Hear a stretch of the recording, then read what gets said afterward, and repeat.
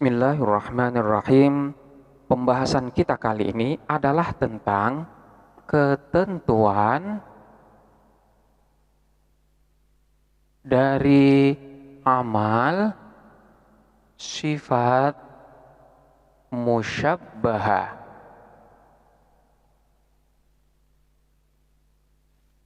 Sifat musyabbahah termasuk dari isim-isim yang dapat beramal sebagaimana kalimat fi'il. Dalam hal ini terdapat beberapa ketentuan di dalam pengamalannya. Yang pertama, sifat musyabbahah ini dapat beramal sebagaimana kalimat fi'il, yaitu dalam hal ini dia dapat merofakkan kepada fa'ilnya. Contohnya seperti lafaz Zaidun Hasanun al-wajhu. Zaidun adapun Zaid, Hasanun ialah orang yang bagus, al-wajhu apa wajahnya. Di sini kita perhatikan lafaz Hasanun yang merupakan sifat musyabbahah yang di dalam susunan ini dia merofakkan kepada lafaz al-wajhu sebagai fa'ilnya.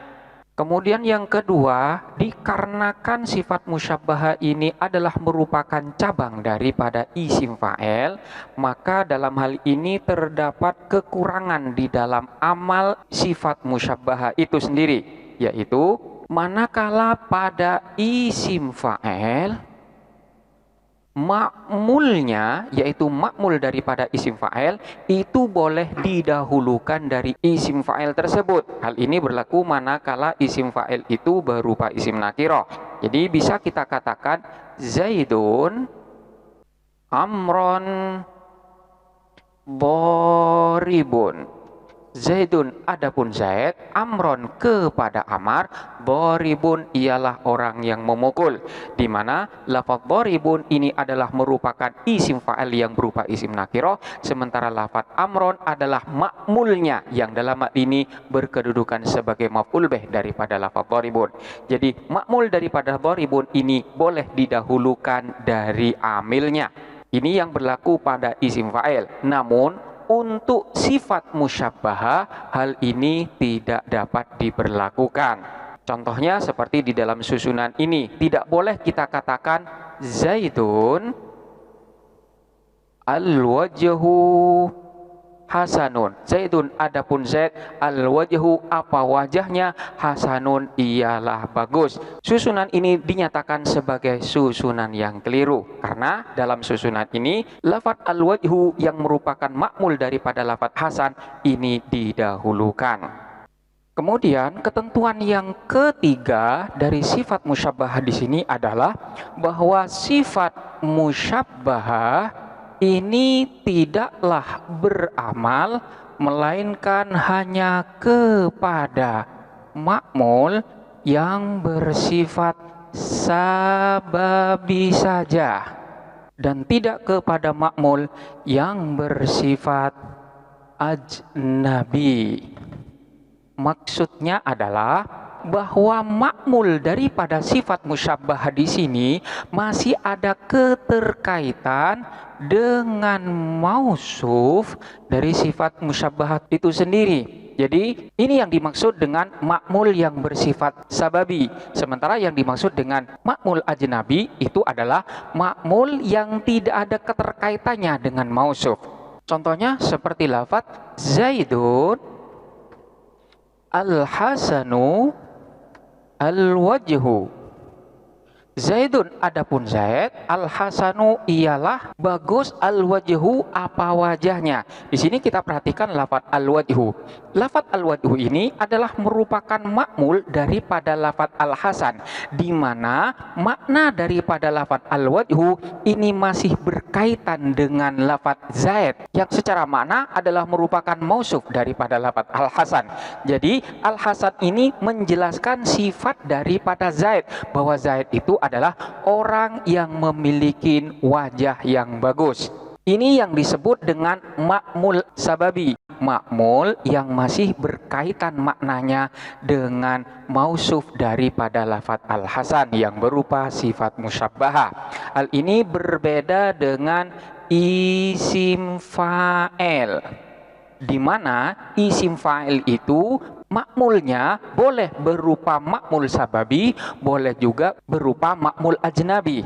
Contoh daripada isim fa'il yang makmulnya berupa makmul sababi seperti lafaz Zaidun boribun hulamuhu. Zaidun adapun Zaid, boribun ialah orang yang memukul, hulamuhu siapa anaknya Zaid. Jadi kita perhatikan lafaz hulamuhu ini adalah merupakan makmul daripada lafaz boribun, di mana makmulnya di sini berupa makmul sababi. Artinya makmul tersebut maknanya masih berkaitan dengan lafaz yang dijelaskan oleh isim fa'ilnya ini. Jadi di sini yang memukul adalah anaknya Zaid, anak miliknya Zaid. Jadi anak ini masih berkaitan dengan lafaz Zaid. Ini adalah contoh daripada makmul isim fa'il yang berupa sababi. Kemudian contoh yang berupa makmul ajnabi seperti lafaz Zaidun boribun amron. Zaidun adapun Zaid, boribun ialah orang yang memukul, amron kepada Amar. Kita perhatikan lafaz amron ini adalah merupakan makmul daripada lafaz boribun, di mana lafaz amron ini adalah merupakan makmul ajnabi. Kenapa demikian? Karena lafaz amron ini tidak memiliki keterkaitan makna dengan lafaz Zaid, yaitu lafaz yang dijelaskan oleh lafaz boribun. Makmul seperti inilah yang disebut dengan makmul ajnabi. Jadi untuk sifat musyabbahah tidaklah beramal terhadap makmul, melainkan makmul tersebut hanyalah bersifat sababi saja, bukan makmul secara ajnabi. Jadi tidak bisa kita katakan Zaidun Hasanun Amron. Zaidun adapun Zaid, Hasanun ialah membaguskan Amron kepada Amar, di mana lafaz Amar ini tidak memiliki keterkaitan makna dengan lafaz Zaid. Ini adalah ketentuan sifat musyabbahah yang ketiga. Kemudian ketentuan yang keempat, sebagaimana pada ketentuan yang ketiga tadi, pada makmul daripada sifat musyabbah yang beramal secara sababi tadi, itu harus terdapat bomer. Jadi harus terkandung bomer, yang mana bomer ini kembali kepada mausuf. Dalam hal ini terdapat beberapa bentuk dari sifat musyabbah di dalam beramalnya, yang mana bentuk daripada sifat musyabbah itu ada kalanya diiringin dengan al dan ada kalanya dia tidak diiringin dengan al. Artinya ketika diiringin dengan al maka bentuknya ini adalah berupa makrifat, sementara ketika tidak diiringin dengan al maka bentuknya berupa isim nakiroh. Selain itu, bentuk daripada makmul daripada sifat musyabbah itu juga terdapat beberapa bentuk yang diperbolehkan. Yang pertama, bentuk dari sifat musyabbah itu diiringin dengan al. Contohnya seperti lafaz marartu birrojuli al-hasani al-wajhu. Marartu lewat siapa saya, birrojuli bertemu dengan orang laki-laki, al-hasani yang bagus, al-wajhu apa wajahnya. Kita perhatikan lafaz al-hasani al-wajhu. Al-hasani ini adalah merupakan sifat musyabbahah yang bentuknya diiringin dengan al. Selanjutnya makmulnya adalah lafaz al-wajhu, di mana dia dirofakkan sebagai fa'ilnya, dan bentuk daripada makmulnya ini pun diiringin dengan al. Pada makmul ini terkandung domer, yang mana domer tersebut diwakilin dengan adanya al. Jadi maknanya adalah marartu saya lewat birrojuli dengan orang laki-laki, al-hasani yang bagus, al-wajhu apa wajahnya rojul. Ini contoh bentuk dari sifat musyabbahah yang diiringin dengan al. Manakala sifat musyabbahahnya tidak diberi al, maka contohnya adalah marartu birrojulin hasanin al-wajhu, marartu lewat siapa saya, birojulin bertemu dengan orang laki-laki, hasanin yang bagus, al-wajhu apa wajahnya. Bentuk seperti ini pun diperbolehkan, di mana sifat musyabahanya tidak diiringin dengan al, namun makmulnya diiringin dengan al. Ini adalah bentuk yang pertama. Kemudian bentuk yang kedua daripada makmul sifat musyabahah adalah bentuknya adalah dimudhofkan pada kalimat isim, yang mana kalimat isim tersebut diiringin dengan al.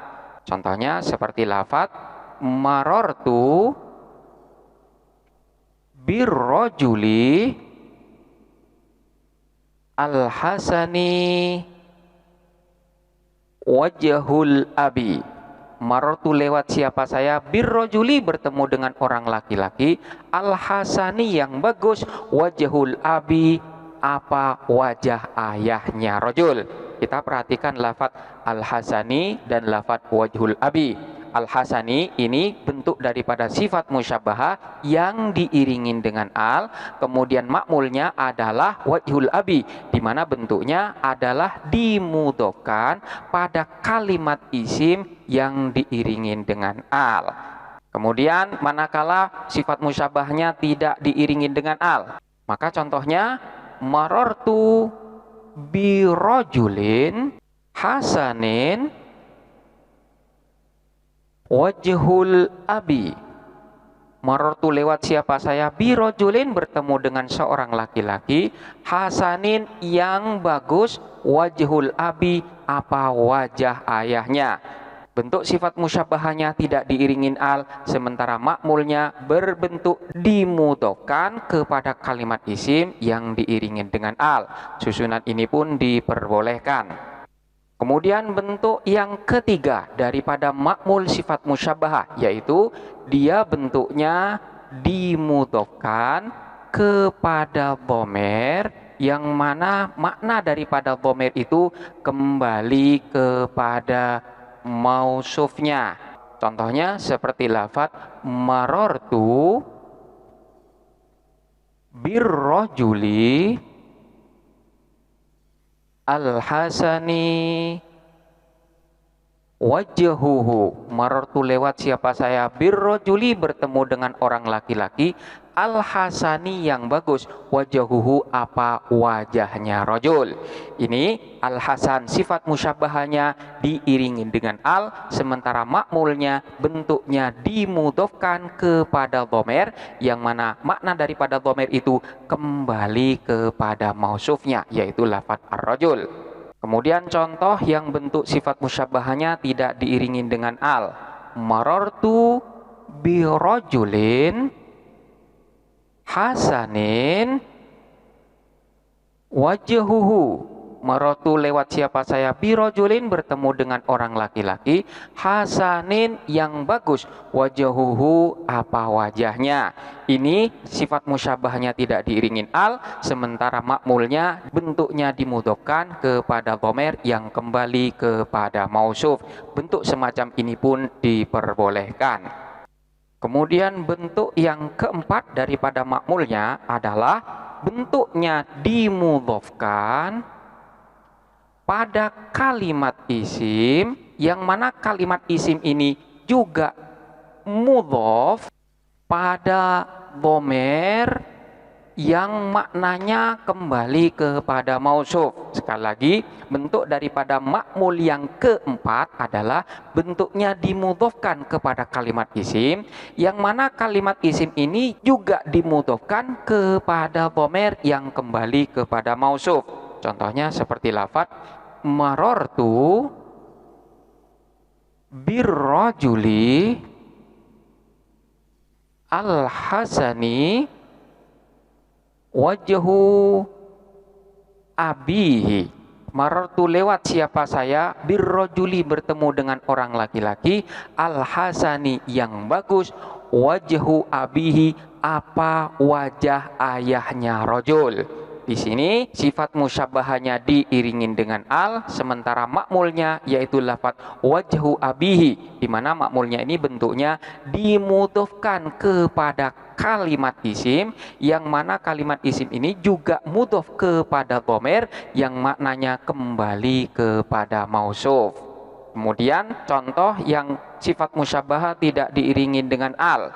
Marartu bi rajulin hasanin wajhu abihi. Marartu lewat siapa saya, bi rajulin bertemu dengan orang laki-laki, hasanin yang bagus, wajhu abihi apa wajah ayahnya.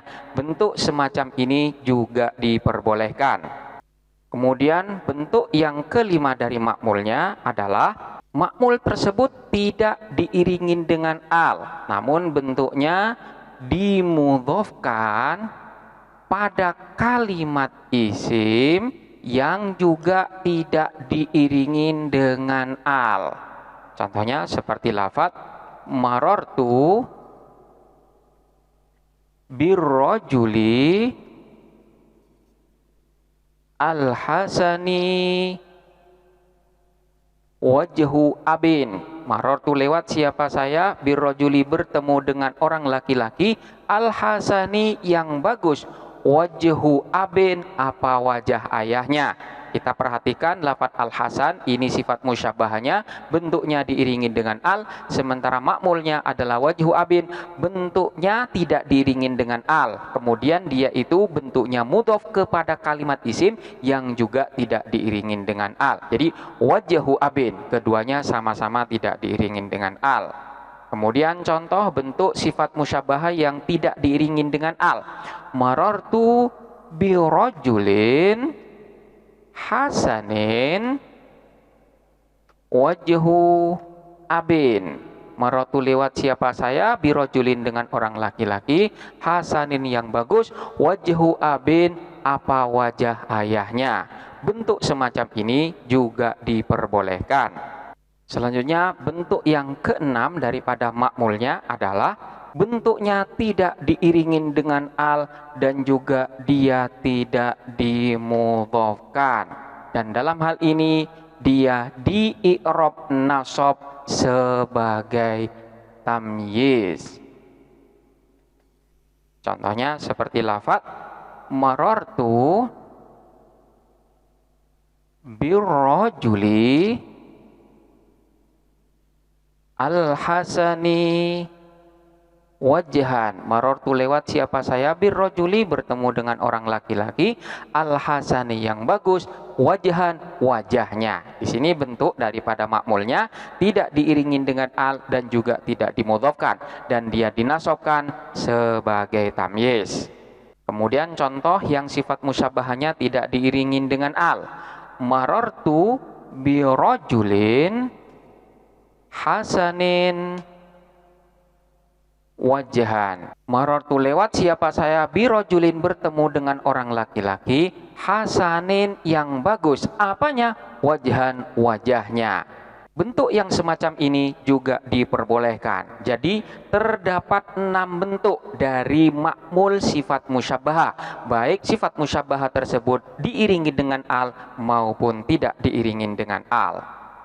Selanjutnya ketentuan yang kelima adalah manakala sifat musyabbaha tersebut bentuknya diiringin dengan al, maka dalam hal ini makmul dilarang berada di dalam keadaan-keadaan berikut. Yang pertama, makmul dilarang diejerkan dan bentuknya dimudhofkan kepada dhamir yang kembali kepada mausuf. Contohnya seperti lafaz marartu birrajuli al-hasani wajhihi. Marartu lewat siapa saya, birrajuli bertemu dengan orang laki-laki, al-hasani yang bagus, wajhihi wajahnya. Bentuk semacam ini tidak diperbolehkan.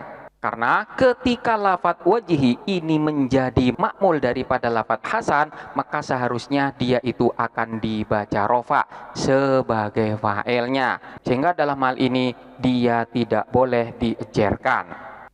Kemudian bentuk yang kedua, makmulnya ini juga dibaca jer dan bentuknya mudhof kepada kalimat isim, yang mana kalimat isim ini juga mudhof pada dhamir yang maknanya kembali kepada mausuf.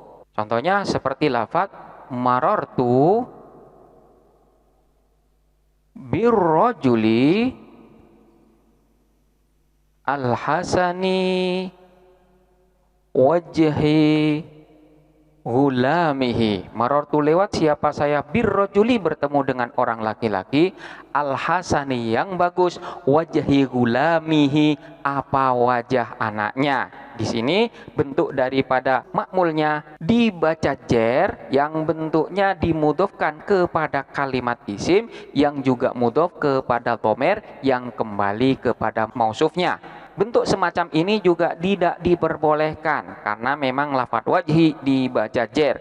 Seharusnya lafadz wajhi ini dibaca rofa sebagai fa'il bagi lafadz al-hasan. Oleh karena sebagai fa'il, maka dia pun tidak boleh dibaca jer. Jadi manakala dibaca jer, ini adalah bacaan yang salah. Kemudian bentuk yang ketiga, di mana makmul tersebut dibaca jer, sementara bentuknya adalah dimudhofkan pada kalimat isim yang tidak diiringin dengan al. Contohnya seperti lafadz marartu birrajuli al-hasani wajhi abin. Marartu lewat siapa saya birrajuli bertemu dengan orang laki-laki, al-hasani yang bagus, wajhi abin apa wajah ayahnya. Di sini kita perhatikan lafadz wajhi abin, di mana ini adalah merupakan makmul daripada lafadz al-hasan yang seharusnya dibaca rofa sebagai fa'ilnya. Namun di sini dibaca jer. Maka bentuk semacam ini adalah bentuk yang tidak dibenarkan. Kemudian bentuk yang keempat adalah dia itu juga dibaca jer dan bentuknya tidak diiringin dengan al dan juga tidak dimudhofkan. Contohnya seperti lafadz marartu birrajuli al-hasani wajhin. Marartu lewat siapa saya birrajuli bertemu dengan orang laki-laki, al-hasani yang bagus, wajhin wajahnya. Di mana makmulnya di sini tidak mudhof dan tidak diiringi dengan al serta dibaca jer.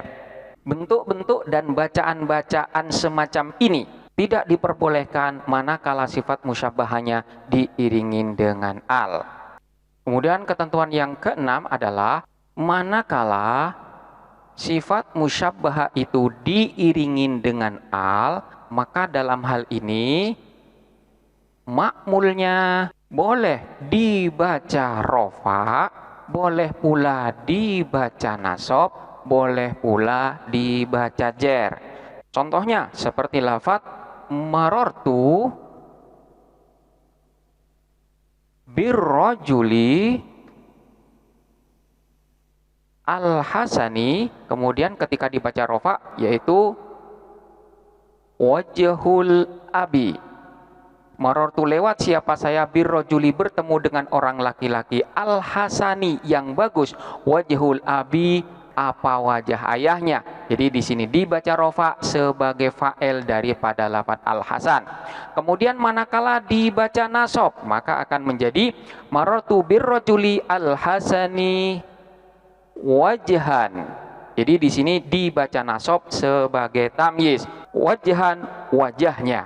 Kemudian manakala dibaca jer maka akan dibaca al-wajhi. Jadi marartu lewat siapa saya, birrojuli bertemu dengan orang laki-laki, al-hasani yang bagus, al-wajhi wajahnya. Jadi al-wajhi di sini dibaca jar sebagai mudhof ilaih bagi lafaz al-hasani. Jadi boleh dibaca rofa, nasab ataupun jar. Ini manakala sifat musyabbahnya diiringin dengan al. Kemudian yang ketujuh adalah manakala sifat musyabbah tersebut bentuknya tidak diiringin dengan al, maka dalam hal ini makmulnya itu juga boleh dibaca rofa, boleh pula dibaca nasab, boleh pula dibaca jar. Contohnya seperti lafaz marartu birrajulin hasanin. Ini manakala dibaca rofa bentuknya adalah wajhul abi. Jadi wajhul abi di sini dirofakan sebagai fa'il daripada lafaz hasanin. Jadi marartu lewat siapa saya, birrajulin bertemu dengan orang laki-laki, hasanin yang bagus, wajhul abi apa wajah ayahnya. Jadi di sini dibaca rofa. Kemudian manakala dibaca nasab maka bentuknya akan dibaca wajhan, dinasobkan sebagai tamyiz. Kemudian manakala dibaca jar maka bentuk daripada hasan ini tidak ditanwinkan, melainkan dia dijadikan mudhof. Jadi akan dibaca hasani al-wajhi. Marartu lewat siapa saya, birrajulin bertemu dengan orang laki-laki, hasanil wajhi yang bagus wajahnya. Jadi al-wajhi ini adalah merupakan mudhof ilaih bagi lafaz hasani, sehingga di sini dibaca jar. Ini adalah beberapa ketentuan serta bentuk-bentuk dari sifat musyabbahah beserta makmulnya. Selanjutnya silakan dipelajarin dengan seksama dan sampai jumpa pada pembahasan berikutnya.